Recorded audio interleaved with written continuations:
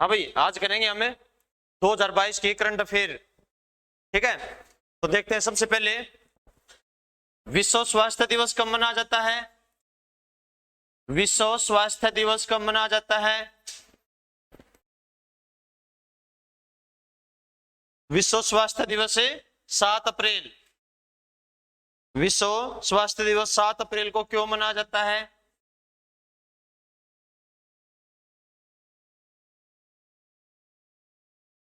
विश्व स्वास्थ्य दिवस 7 अप्रैल को मनाया जाता है क्योंकि WHO वर्ल्ड हेल्थ ऑर्गेनाइजेशन की स्थापना हुई थी। कब हुई थी? 7 अप्रैल 1948। 7 अप्रैल 1948 को WHO की स्थापना। ठीक है, इसीलिए 7 अप्रैल को विश्व स्वास्थ्य दिवस मनाया जाता है।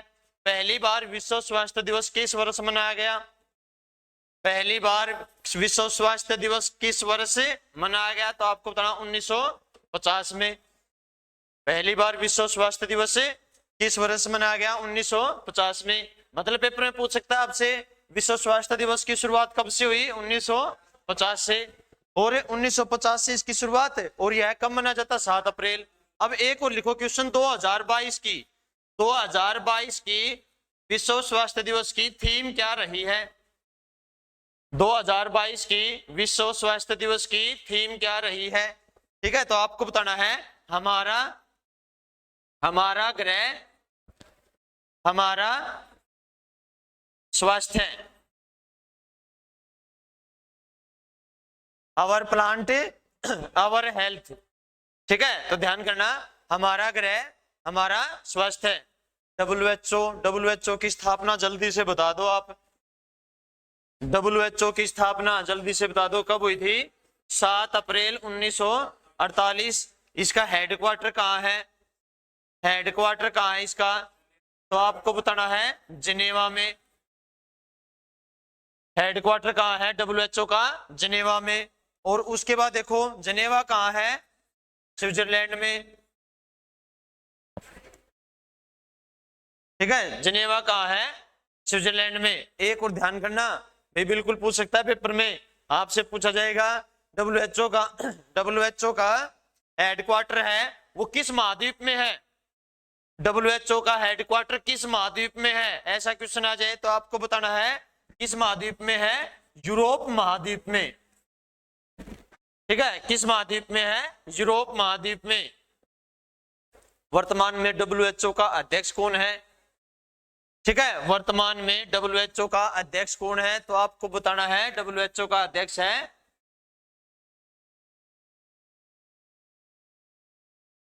टेड्रोस। वर्तमान में WHO का अध्यक्ष कौन है?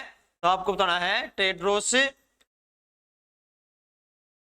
एडरनोम। कौन से देश से ये? इथोपिया। कौन से देश से है? इथोपिया। कुल कितने सदस्य देश हैं इसमें? पेपर में पूछ ले आपसे। ठीक है ना? हाँ, WHO में कुल कितने सदस्य देश हैं? तो आपको बताना है 194 देश। WHO में कुल कितने देश हैं? 194।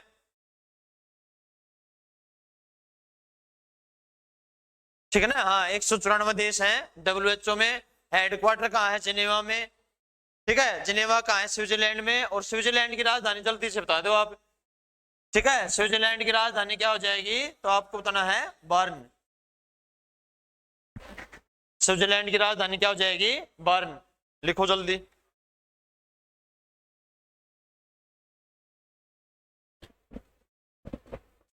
नोट कर लिया भाई? आगे देखो,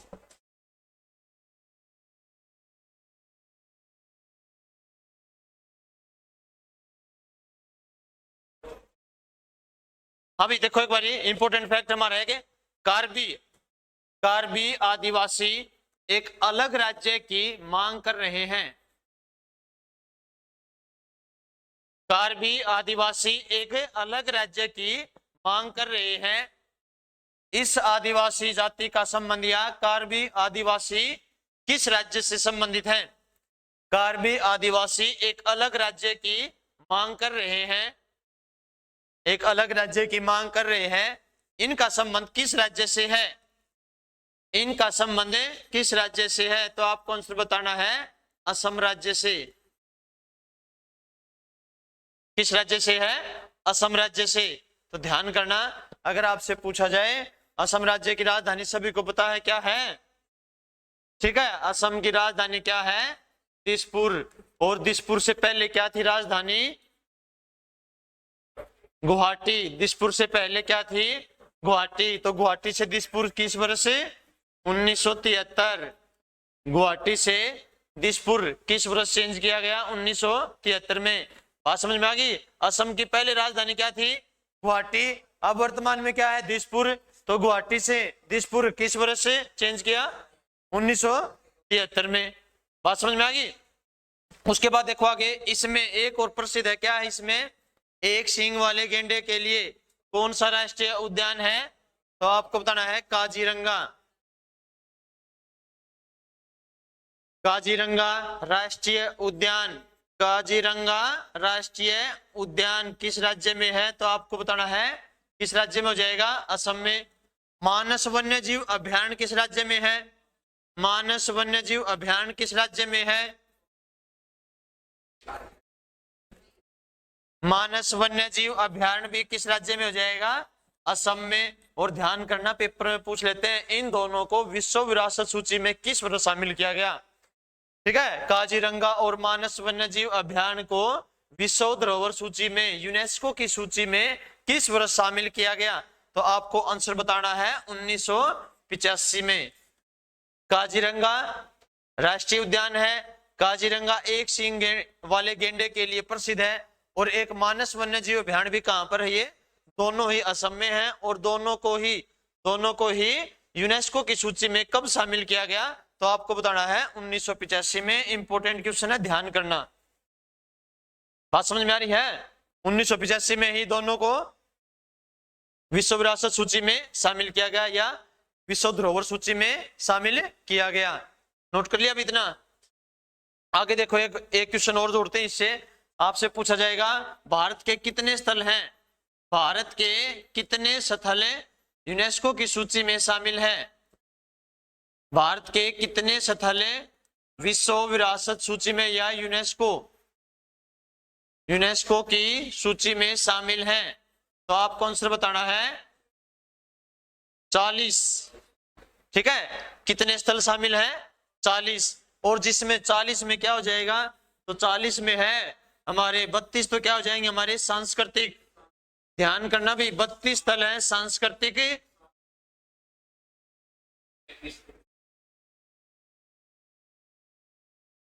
7 है प्राकृतिक। ठीक है, और एक है हमारा मिश्रित। और मिश्रित कौन सा है? कंचनजंगा राष्ट्रीय उद्यान। ठीक है ना, कंचनजंगा एक हिल स्टेशन भी है, कंचनजंगा राष्ट्रीय उद्यान है, वो भी हमारा एक यूनेस्को की सूची में शामिल है। मतलब क्या, वो एक सांस्कृतिक भी है और प्राकृतिक भी है। प्राकृतिक कैसे है? वहां पर क्या, अभी भारत के अधिकार क्षेत्र की सबसे ऊंची चोटी है। भारत के अधिकार क्षेत्र की सबसे ऊंची चोटी है कंचनजंगा, सिक्किम में। ठीक है, और सांस्कृतिक कैसे हो गया? वो सांस्कृतिक हो गया भी, वो एक हमारा राष्ट्रीय उद्यान भी है। ठीक है, कंचनजंगा एक राष्ट्रीय उद्यान भी है और कंचनजंगा एक प्राकृतिक स्थल भी है। क्यों? क्योंकि भारत के अधिकार की सबसे ऊंची चोटी हिमालय पर्वत की कौन सी है? कंचनजंगा, जो कहां पर? हमारी सिक्किम में। ये बात नोट कर ली भाई, बात समझ में आ गई? उसके बाद देखो आगे, तो कार्बी आदिवासी है, उसका संबंध कहां से हो जाएगा? असम से। तो लिखना है क्वेश्चन और आगे, बिल्कुल इंपोर्टेंट है। भारत के किस राज्य में सबसे ज्यादा आदिवासी जनजाति है? भारत के किस राज्य में सबसे ज्यादा आदिवासी जनजाति है?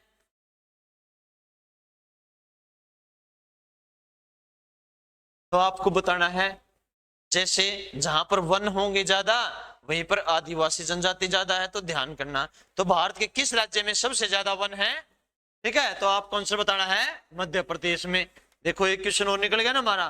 भारत के किस राज्य में सबसे ज्यादा वन पाए जाते हैं? मध्य प्रदेश में। और आदिवासी जनजाति भी कहां पर है सबसे ज्यादा? तो आपको बताना है मध्य प्रदेश में। एक और ध्यान करना, वन सबसे ज्यादा कहां है? सर्वाधिक वन किस राज्य में हो जाएंगे? सर्वाधिक वन मध्य प्रदेश में है। तो सबसे कम वन किस राज्य में है, जल्दी बता दो। सबसे कम वन किस राज्य में है, तो आपको बताना है हरियाणा में। सबसे कम वन किस राज्य में हो जाएंगे, हरियाणा में। और एक और ध्यान करना, 2021 में आदिवासी महोत्सव का आयोजन किस राज्य में किया गया। 2021 में आदिवासी महोत्सव का आयोजन, आदिवासी महोत्सव का आयोजन किस राज्य में किया गया।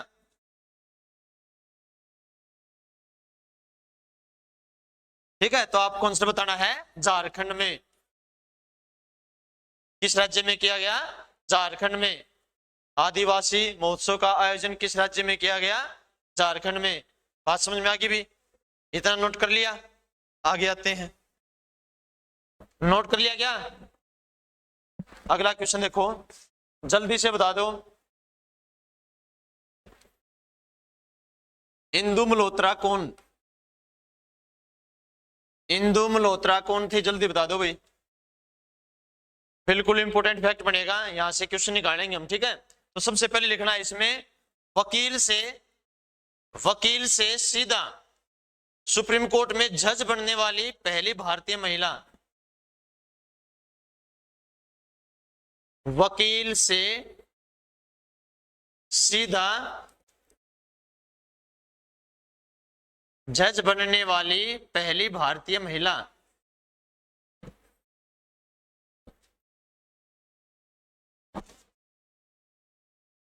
बनने वाली पहली भारतीय महिला।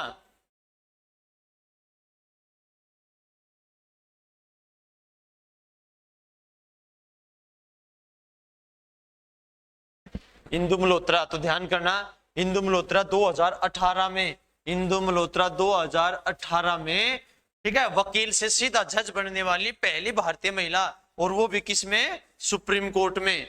ठीक है, वो भी किस में, सुप्रीम कोर्ट में। तो जल्दी से बता दो, अब सुप्रीम कोर्ट में वर्तमान में कुल कितने जज हैं, 33 प्लस 1 कितने हैं, 34। अगर आपसे पूछा जाए सुप्रीम कोर्ट में वर्तमान में कुल कितने महिला जज हैं, ठीक है, अब वर्तमान में कितनी महिला जज हैं, तो आपको आंसर बताना, वर्तमान में 4 महिला जज हैं, ये भी ध्यान करना।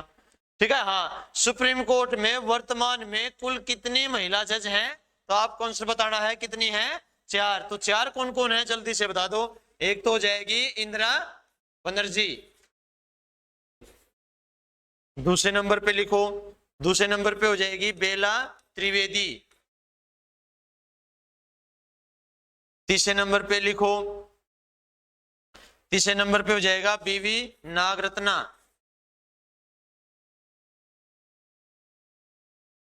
और चौथी हो जाएगी हेमा कोहली। ये नोट कर लेना भी, पेपर में ना क्वेश्चन पूछ लेते हैं आपसे, क्या इनमें से कौन वर्तमान में सुप्रीम कोर्ट में महिला जज नहीं है। ठीक है, तो 3 इसमें से आ जाएगा, 1 अलग से आ जाएगा।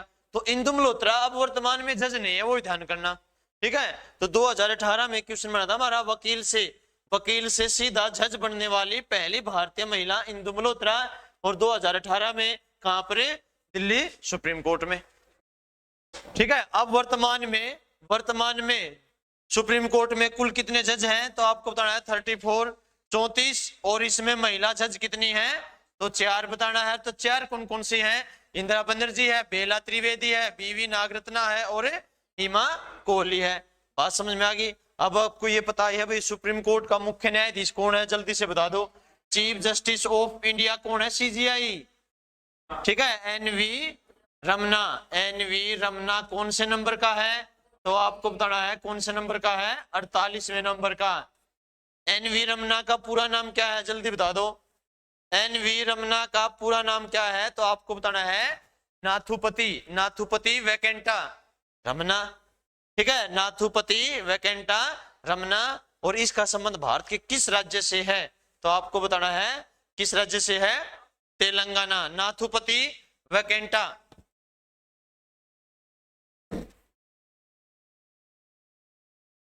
नाथुपति वैकेंटा, नाथुपति वैकेंटा रमना, इसका संबंध भारत के किस राज्य से है, तो आपको बताना तेलंगाना, क्योंकि इसका संबंध कहां से है, ठीक है, सॉरी तेलंगाना ने भी, आंध्र प्रदेश लिखना, आंध्र प्रदेश के कृष्णा जिले से है। ठीक है, आंध्र प्रदेश के कृष्णा जिले से है एनवी रमना का संबंध। और 48वें नंबर का क्या है ये, मुख्य न्यायाधीश। ठीक है, सुप्रीम कोर्ट किस अनुच्छेद में है, जल्दी से बता दो। अनुच्छेद 124 में है। ठीक है, सुप्रीम कोर्ट अनुच्छेद 124 में क्या हो जाएगा, सुप्रीम कोर्ट। नोट कर लिया भी, यहां तक नोट कर लिया। नेक्स्ट क्वेश्चन देखते हैं। हाँ पीछे नोट कर लिया अभी, आगे लिखो।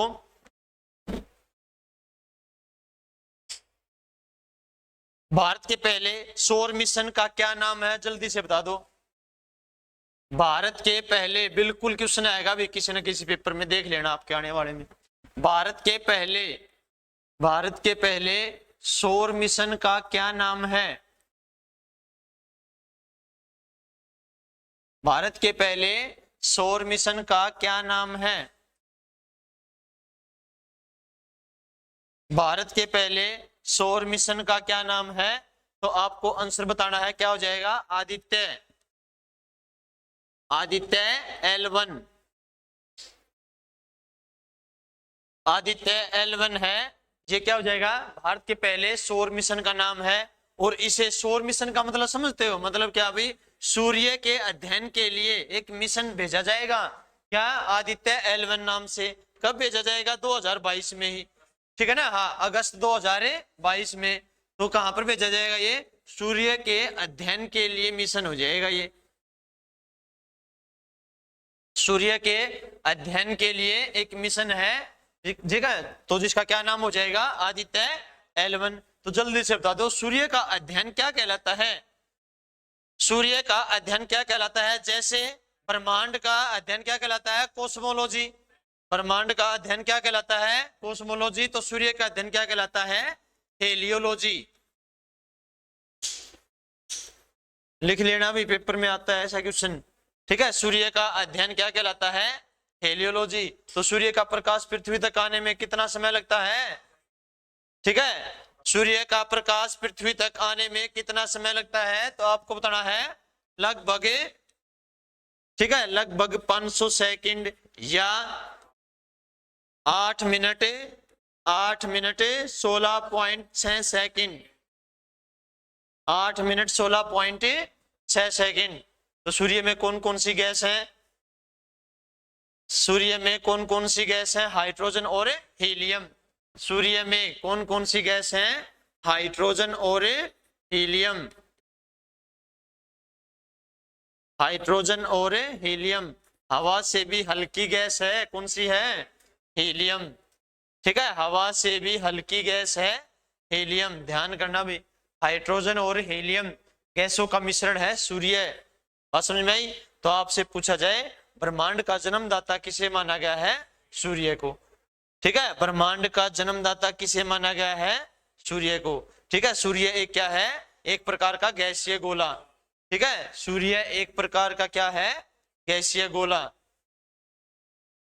और पृथ्वी के सबसे निकट तारा, सूर्य क्या एक तारा भी है, पृथ्वी के सबसे निकट तारा कौन सा है, तो आपको बताना है सूर्य। पृथ्वी के सबसे निकट तारा कौन सा है, सूर्य। और सूर्य के बाद सबसे निकट तारा कौन सा है, प्रोक्सिमा सेंचुरी। लिख लेना क्वेश्चन आता पेपर में, पृथ्वी के सबसे निकट तारा कौन सा भाई। ठीक है, पृथ्वी के सबसे निकट तारा है सूर्य। और सूर्य के बाद पृथ्वी के निकट तारा कौन सा है, तो आपको बताना है प्रोक्सिमा सेंचुरी, प्रोक्सिमा सेंचुरी।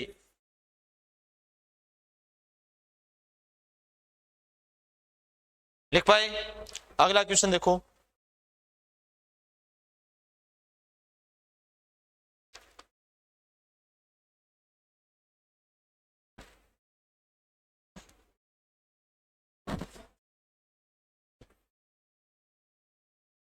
लिखो, किस राज्य में लोहरी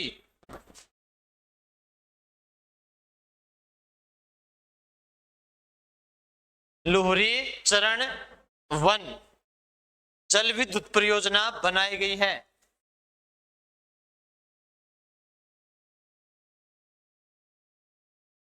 जल विद्युत परियोजना बनाई गई है?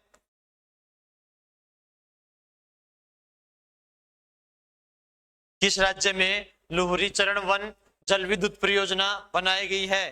ठीक है, तो आपको आंसर बताना है किस राज्य में बनाई गई है। हिमाचल प्रदेश में। किस राज्य में? हिमाचल प्रदेश में। और किस नदी पर? नदी पूछे आपसे तो किस नदी पर? सतलज नदी पर। ठीक है ना, हाँ, सतलज या सतलुज नदी, सतलज या सतलुज नदी पर लोहरी चरण वन जल विद्युत परियोजना बनाई गई है। उसके बाद देखो आगे एक और ध्यान करना, हिमाचल प्रदेश में देश का पहला जैव विविधता पार्क बनाया गया है। वेरी वेरी इंपोर्टेंट है, लिख लेना। देश का पहला जैव विविधता पार्क, देश का पहला जैव विविधता पार्क कहाँ बनाया गया है? हिमाचल प्रदेश में। जल्दी से हिमाचल प्रदेश राज्य का गठन बता दो। जल्दी से हिमाचल प्रदेश राज्य का गठन कब हुआ था? तो आपको बताना है 25 जनवरी 1971। हिमाचल प्रदेश राज्य का गठन कब हुआ था? 25 जनवरी 1971। और भारत का कौन से नंबर का राज्य बना था हिमाचल प्रदेश? भारत का कौन से नंबर का राज्य बना था हिमाचल प्रदेश? ठीक है, तो ध्यान करो एक बारी। अगर आपसे पूछा जाए हरियाणा कौन से नंबर का राज्य था? 17वां। हरियाणा के बाद कौन सा राज्य बना था? हरियाणा के बाद कौन सा राज्य बना था? हिमाचल प्रदेश। तो कौन से नंबर का हो जाएगा? 18वां राज्य। हिमाचल प्रदेश 18वां राज्य था। ठीक है, ध्यान करना। हाँ, हरियाणा 17वां राज्य था 1966 में। उसके बाद 1971 में 25 जनवरी 1971 को 18वां राज्य। 18वां राज्य कौन सा बना? तो आपको बताना है हिमाचल प्रदेश। ठीक है, हिमाचल प्रदेश की 2 राजधानी है, जल्दी से पीछे आप बताओगे। हिमाचल प्रदेश की 2 राजधानी शिमला और, हाँ भी लास्ट में आप बताओ। हाँ, शिमला, उसके बाद दूसरी तो बताओ। ठीक है, शिमला और धर्मशाला। तो ध्यान दे, हिमाचल प्रदेश की 2 राजधानी है। ठीक है, हिमाचल प्रदेश की 2 राजधानी शिमला और धर्मशाला।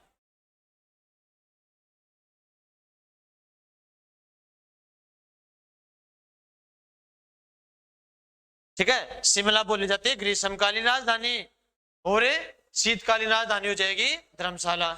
शिमला ग्रीष्मकालीन राजधानी। ठीक है, शीतकालीन शिमला को इसलिए नहीं बनाते क्योंकि वहां पर बर्फ ज्यादा गिरने लग जाती है, इसलिए शिमला क्या हो जाएगी? ग्रीष्मकालीन और धर्मशाला हो जाएगी शीतकालीन। अगला क्वेश्चन लिखो।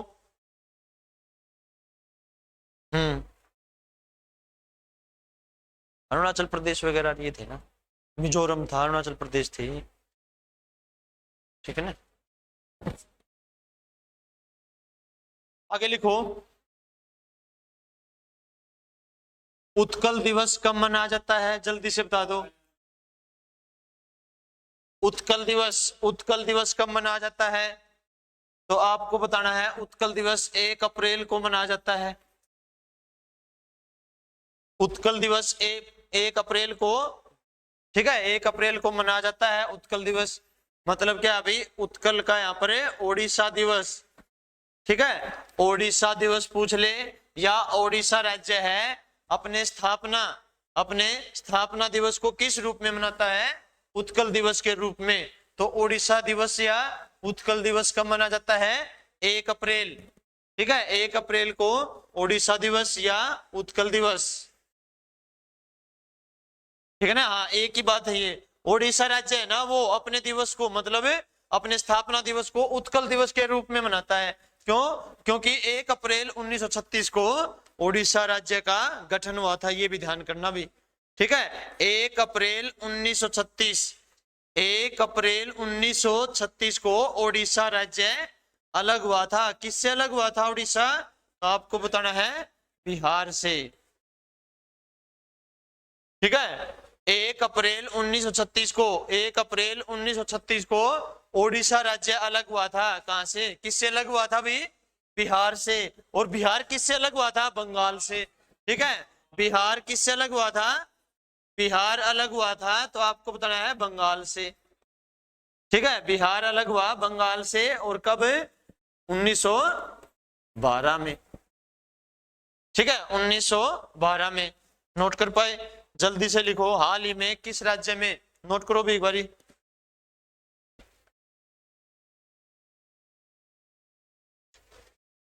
लिख लिया? उड़ीसा का शोक जल्दी बता दो, किस नदी को कहा जाता है? ओडिशा का शोक किस नदी को कहा जाता है? अगर ब्राह्मणी ऑप्शन में ना हो तो महानदी। ठीक है ना, ओडिशा का शोक ब्राह्मणी या महानदी। और भारत के किस राज्य में तेल नदी बहती है? भारत के किस राज्य में तेल नदी बहती है, ये भी ध्यान करना।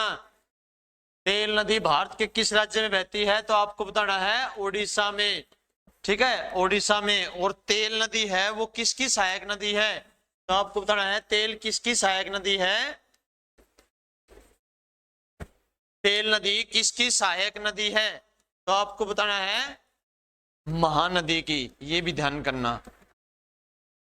तेल नदी भारत के किस राज्य में बहती है, तो आपको बताना है उड़ीसा में। और तेल नदी किसकी सहायक नदी है, तो आपको बताना है महानदी की सहायक नदी, ये भी ध्यान करना। महानदी की सहायक नदी हो जाएगी तेल। उड़ीसा का मुख्यमंत्री सभी को पता है क्या है? उड़ीसा का मुख्यमंत्री कौन है?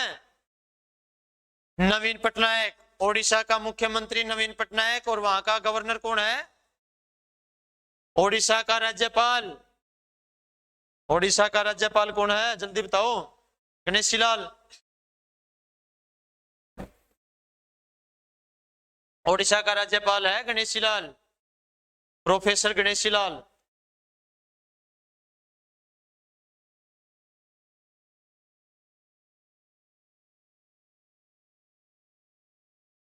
देखेंगे, आगे लिखो। 2020 आगे लिखो भाई। 2020 में 2020 में किस शहर को 2020 में किस शहर को ट्री ऑफ द वर्ल्ड पुरस्कार दिया गया? 2020 में किस शहर को किस शहर को tree of the world tree of the world city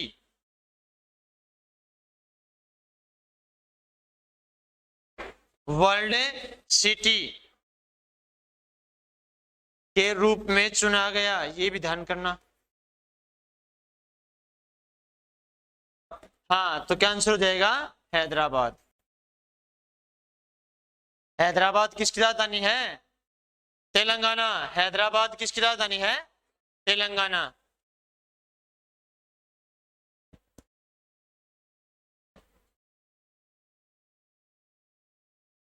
उसके बाद देखो एक और क्वेश्चन। हाल ही में किस राज्य में गुड़ी पड़वा महोत्सव का आयोजन किया गया? महोत्सव का आयोजन किया गया, तो आपको आंसर बताना है महाराष्ट्र में। किस राज्य में किया गया? महाराष्ट्र में। और महाराष्ट्र में थोड़े दिन पहले बताया था मैंने आपको, होली के अवसर पर कौन सा त्योहार का आयोजन किया जाता है? महाराष्ट्र में होली के त्योहार पर कौन सा उत्सव किया जाता है, तो आपको बताना है कौन सा हो जाएगा? रंगवाली होली। ठीक है, रंगवाली होली महोत्सव का आयोजन भारत के किस राज्य में किया जाता है, तो आपको बताना है महाराष्ट्र में, होली के अवसर पर। और एक और ध्यान करना, गुड़ी पड़वा महोत्सव का आयोजन भारत के किस राज्य में, तो आपको बताना है महाराष्ट्र में। और महाराष्ट्र की प्रसिद्ध चित्रकला, महाराष्ट्र की प्रसिद्ध चित्रकारी का नाम क्या है, तो आपको बताना है महाराष्ट्र की प्रसिद्ध चित्रकारी है रंगोली। महाराष्ट्र की प्रसिद्ध चित्रकारी का नाम क्या हो जाएगा? रंगोली, ये भी ध्यान करना। आगे लिखो, हाल ही में, नोट कर लिया भाई? आगे लिखो, हाल ही में विकास और शांति हेतु अंतर्राष्ट्रीय खेल दिवस कब मनाया गया? हाल ही में विकास और शांति हेतु अंतर्राष्ट्रीय खेल दिवस कब मनाया गया? अंतर्राष्ट्रीय खेल दिवस कब मनाया गया?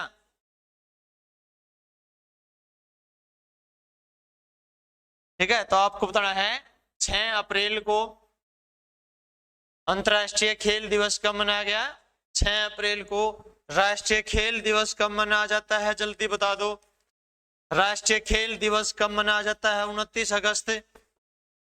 राष्ट्रीय खेल दिवस मतलब है भारत में खेल दिवस 29 अगस्त को, अंतर्राष्ट्रीय स्तर पर खेल दिवस 6 अप्रैल को। एक और ध्यान करना भाई, जल्दी लिखो 2-3 क्वेश्चन और।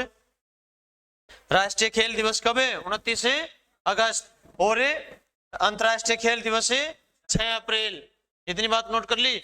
आगे लिखो, यूएनओ के द्वारा 2023 का वर्ष किस रूप में घोषित किया है? यूएनओ के द्वारा 2023 का वर्ष 2023 का वर्ष किस रूप में घोषित किया है? किस रूप में घोषित किया है? तो आपको बताना है मोटा अनाज या बाजरा वर्ष। मोटा अनाज या, ठीक है, बाजरा वर्ष। जल्दी से बता दो, बाजरा कौन सी फसल है? तो आपको बताना है खरीफ। ठीक है, खरीफ की फसल है बाजरा। यूएनओ के द्वारा 2023 का वर्ष किस रूप में घोषित किया, ठीक है, किस रूप में घोषित किया है? मोटा अनाज या बाजरा वर्ष। एक और ध्यान करना, 2022 का वर्ष है जो अब चल रहा है, ये किस रूप में घोषित किया हुआ है? ठीक है, तो आपको बताना है, लिखो मत्स्य पालन। मत्स्य पालन और कांच वर्ष। मत्स्य पालन और कांच वर्ष 2022 का। और इसी में लिखना कारीगर वर्ष भी यही है।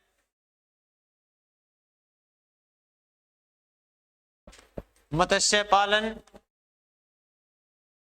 कारीगर वर्ष, ठीक है, और कांच वर्ष 2022। और एक और ध्यान करना, 2021 का भी पूछ सकते हैं आपसे। 2021 का यूएनओ ने किस वर्ष, मतलब किस वर्ष के रूप में घोषित किया था 2021 का? तो आपको बताना है 2021 का हो जाएगा फल एवं सब्जी वर्ष। 2021 का हो जाएगा फल एवं सब्जी वर्ष। एक दिन इनको इकट्ठे करेंगे सारे, पेपर में ना पीछे वाले पूछ लेते हैं 2010 का क्या था, 2006 का क्या था, दूसरी तरफ पूछ लेते हैं। तो 2021 का फल एवं सब्जी वर्ष है। तो सबसे पहले बताना आपको 2022 में अब वन विभाग की, ठीक है, मतलब एक रिपोर्ट आई थी जिसके तहत क्या किया गया था, फल व सब्जियों में भी अग्रणीय राज्य आए थे उसमें। तो उसमें क्या था भाई, सर्वाधिक फल उत्पादक राज्य कौन सा माना गया है? भारत का सर्वाधिक फल उत्पादक राज्य है, तो आपको बताना है आंध्र प्रदेश। ये ध्यान करना, वेरी वेरी इंपोर्टेंट है, पेपर में आ सकता है। 2021 का सर्वाधिक फल उत्पादन में प्रथम स्थान किस राज्य का रहा है?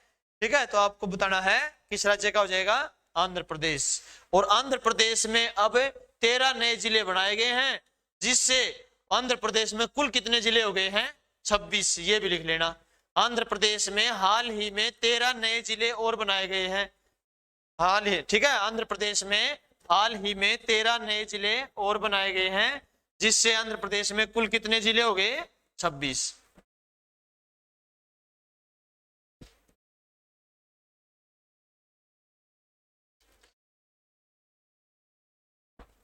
नोट कर लिया भाई? 2 क्वेश्चन और लिखो। सबसे पहले बताना आपको पर्याय उत्सव का आयोजन किस राज्य में किया गया, और एक बताना आपको गणगौर उत्सव का आयोजन किस राज्य में किया गया। पर्याय उत्सव का आयोजन किस राज्य में किया गया और गणगौर उत्सव का आयोजन किस राज्य में किया गया। ठीक है, तो ये लिखो कहां पर हो जाएगा, राजस्थान में, और ये कहां पर हो जाएगा, कर्नाटक में। ठीक है, ये कहां पर हो जाएगा, कर्नाटक में।